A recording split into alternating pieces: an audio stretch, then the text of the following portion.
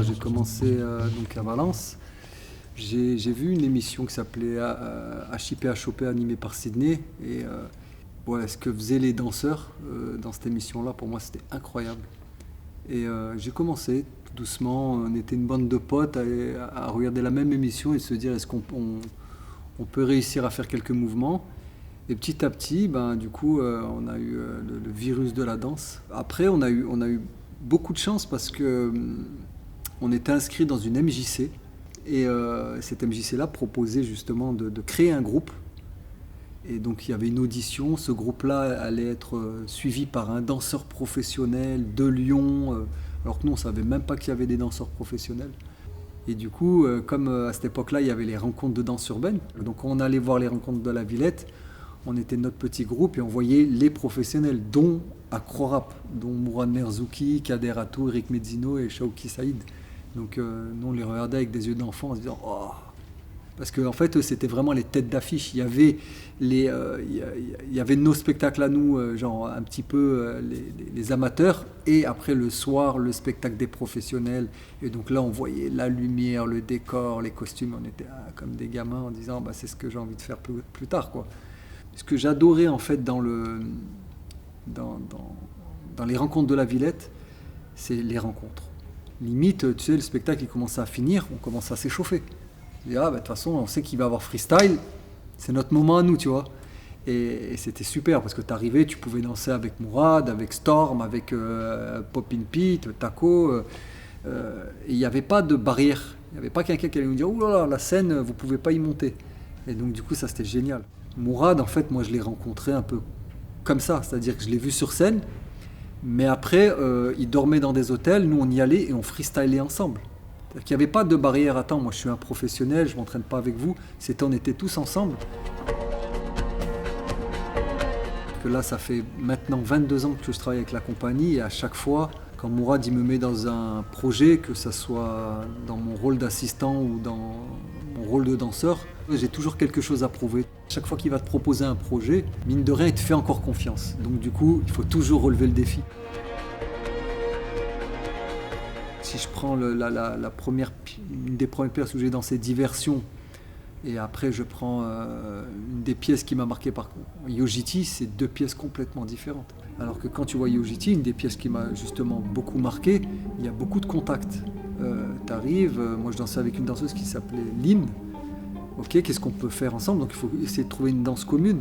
Et tout de suite, elle me dit, ouais, essaie de porter comme ça, vas-y. Et moi, t'étais là, tu vois, genre, oula, ou touche-moi pas, j'ai jamais fait ça, comment je vais faire? J'ai peur de te faire mal, ou limite, je sais pas faire.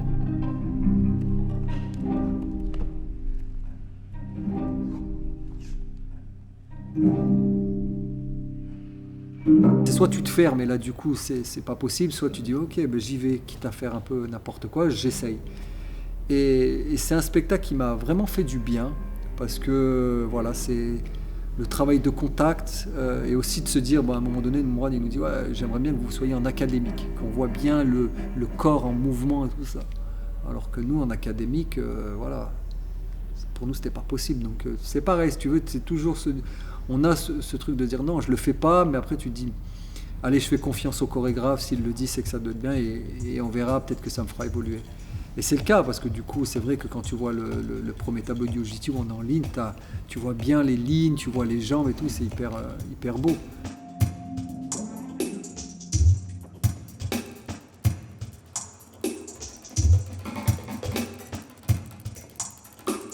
Ça continue jusqu'à 22 ans, et là, moi, j'ai eu plein d'interrogations en me disant, parce que j'ai eu des problèmes de santé, les genoux et tout ça, et après, il y a la nouvelle génération aussi. Donc tu vois la nouvelle génération et tu te dis à un moment donné, tu sais, c'est comme les personnes âgées qui ne veulent pas lâcher leur boulot. Tu dis à un moment donné, tu dis bon, peut-être un peu place aux jeunes parce que les jeunes, ils ont peut-être aussi d'autres choses à dire et à montrer. Et j'ai dit à Mourad, j'aimerais bien maintenant pouvoir t'assister, c'est-à-dire gérer les danseurs, pouvoir les faire répéter, partir en tournée avec eux pour voilà, petit à petit arrêter la danse. J'aime pas dire arrêter la danse parce que j'ai encore cette envie de danser, mais pouvoir penser un petit peu aussi à la suite. Et c'est important pour moi de donner un petit peu ce que j'ai appris depuis 22 ans et ce qui a plu aussi à Mourad aux nouveaux danseurs qui arrivent. Tu sais, c'est comme quand j'avais commencé Vertical, tu vois Teddy bouger, tu dis on dirait il force pas et tout. Et donc du coup tu prends un peu de lui. Tu vois, c'est pas, tu vas pas te dire, ah bah lui, il a 10 ans de moins que moi, j'ai rien à apprendre. Au contraire, je prends, bam, je continue encore. Je prends. Peut-être qu'ils prennent aussi un peu de moi, donc du coup, c'est aussi ça, le fait de bosser avec des nouveaux danseurs. Je suis toujours comme un gosse et c'est toujours comme un rêve. Je me dis, ouais, j'ai fait une cinquantaine de pays, c'est incroyable. Tu sais, il y en a, ils attendent d'être à la retraite, ils économisent toute leur vie pour pouvoir voyager ensuite. Nous, c'était notre vie aussi de pouvoir voyager. Et on a appris beaucoup des rencontres qu'on a faites.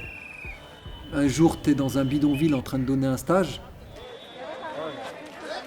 Un autre jour, tu es en train de manger chez l'ambassadeur de Hong Kong, avec une vue incroyable sur Hong Kong, une grande piscine. Donc tu vois, c'est, mais c'est ça aussi qui te permet de garder les pieds sur terre. Je me dis, j'ai tellement de chance. Même si des fois, bah oui, tu as la fatigue, parce que tu es loin de la famille, le travail aussi, des fois, dans la création, c'est difficile. Mais à un moment donné, tu te dis, ouais, mais après, ce que tu en gagnes, c'est merveilleux.